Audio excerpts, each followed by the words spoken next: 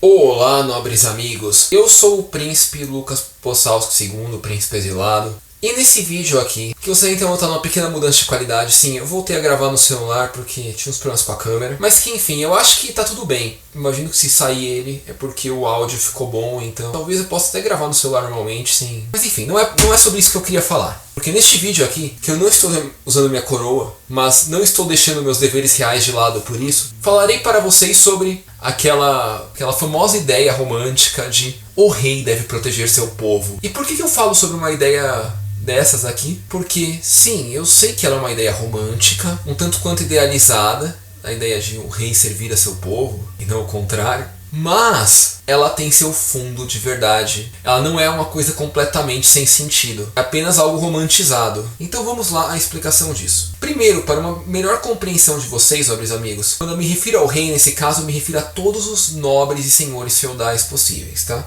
Porque essa ideia do rei defender seu povo pode ser facilmente estendida a todo e qualquer senhor feudal, pelo menos no seu significado prático da coisa. Talvez nas fantasias medievais, que vemos muito essa ideia romantizada, apareça principalmente para reis e príncipes e membros da família real mesmo em si. Porém, é importante ressaltar que no conceito do medievalismo podemos ampliar isso para qualquer família nobre. Fará sentido, e vocês entenderão. Para compreender melhor esse vídeo, pelo menos aos que são novos do canal e não viram muitos dos vídeos antigos ainda, recomendo que vocês vejam aqueles sobre quem eram os camponeses, para vocês entenderem melhor a relação do camponês com o nobre. E recomendo também que vejam um vídeo sobre o que era ser um nobre no passado, explicações melhores sobre isso. Vou tentar colocar o máximo possível deles aqui nesse vídeo, seja na descrição ou em cards na tela. Acho que tentar de tudo para vocês poderem ver isso, porque é um conceito interessante, que ajudará a compreender este conceito e muitos outros conceitos que eu trago aqui no canal. Então, sem mais delongas, vamos lá. Uma explicação resumida. Para quem me acompanha aqui mais tempo, já sabe que o nobre, ele só é nobre porque ele defende a terra.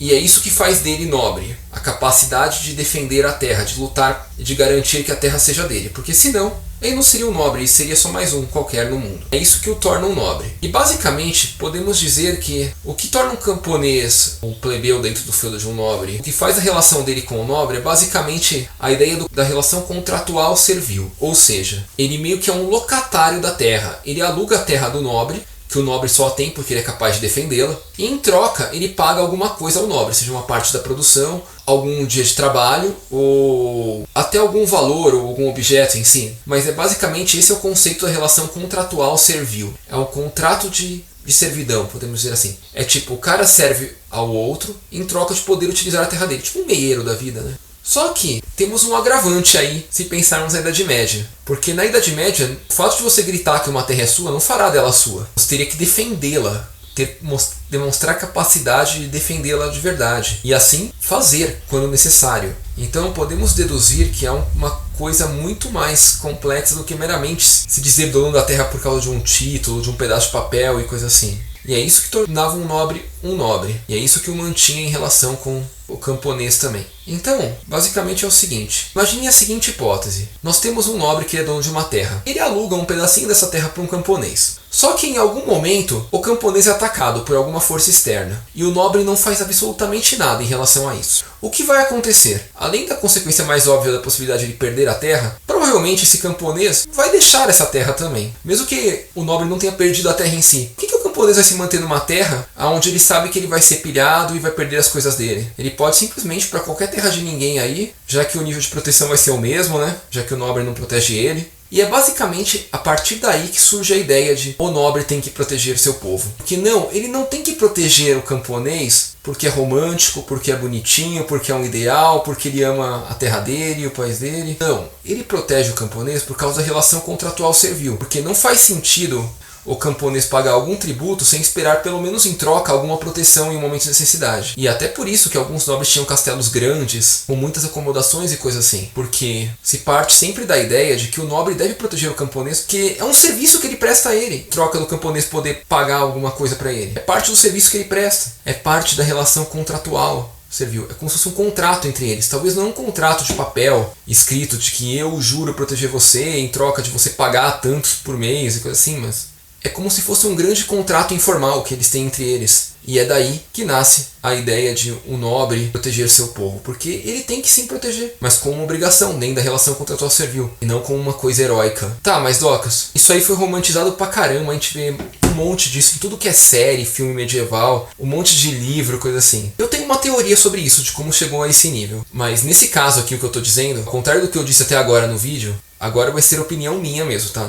Não vai ser com base em coisas que eu estudei, coisa assim. Quer dizer, pode ser que minha opinião seja formada com base em coisa que eu estudei, mas nesse caso é uma opinião. Eu gosto de deixar claro isso por questões de honestidade intelectual, tá? Mas assim, eu acredito que essa romantização ocorreu em função do fim da Idade Média, em função do fim do feudalismo, como podemos dizer. Há um tempão atrás eu fiz um vídeo sobre como o Estado Nacional moderno acabou com a Idade Média e com o feudalismo. Eu até hoje às vezes me impressiono como... Eu penso, velho, será que eu não poderia ter feito algo melhor? Às vezes, mas aí eu olho e vejo, não, tá muito bem explicado, tá bem claro aqui. Vou até deixar o link dele também aqui, porque acho que vale super a pena para quem quiser entender melhor. Mas assim, o Estado Nacional moderno foi a causa do final real da Idade Média, do final real do feudalismo. E não as outras coisas como a queda do Império Romano Oriental, ou o cisma luterano lá, não. O que realmente fez romper as estruturas com a Idade Média foi o Estado Nacional moderno. E com o Estado Nacional moderno, como eu expliquei no vídeo, o nobre passou a ser um inútil bem remunerado. Ele deixou de ser o dono da terra, o protetor da terra e das pessoas que vivem nela, para se tornar um inútil bem remunerado. Se tornar o nobre snob que a gente costuma falar nas histórias. Deixar de ser aquele nobre heróico para se tornar um nobre riquinho snob da vida. Foi nesse processo de transição que aconteceu isso, da Idade Média para o Estado Nacional moderno. E é lógico, né? A população continuou pagando tributos após o fim da Idade Média. Talvez parte agora ia para o rei ou para um estado central e só parte ficava para o nobre. Sim, mas continuou pagando tributos. Então eu imagino que tenham criado essa narrativa heróica aí da vida para poder manter a figura do nobre existindo. Uma vez que, já imaginou? O Estado Nacional Moderno começou, o rei começou a se dar bem com o poder absoluto do seu país. E aí de repente ele consegue uma treta com todos os nobres do país dele. O que iria acontecer? Provavelmente a cabeça desse rei ia rolar e da dinastia dele toda, porque afinal os nobres eram os guerreiros. Pelo menos no começo, né? Como eu bem expliquei aqui nesse vídeo e em outros que eu citei nele. Então, para ele não arrumar uma treta com os nobres, talvez essa tenha sido uma forma de mantê-los existindo perante não incomodações da população e sem causar uma treta com eles diretamente. Só uma teoria minha. E eu acho que é isso, nobres amigos. Espero que tenham gostado, foi simplesinho mesmo. Se gostaram, por favor, deixe seu like aí. Se não é inscrito, por favor, se inscreva.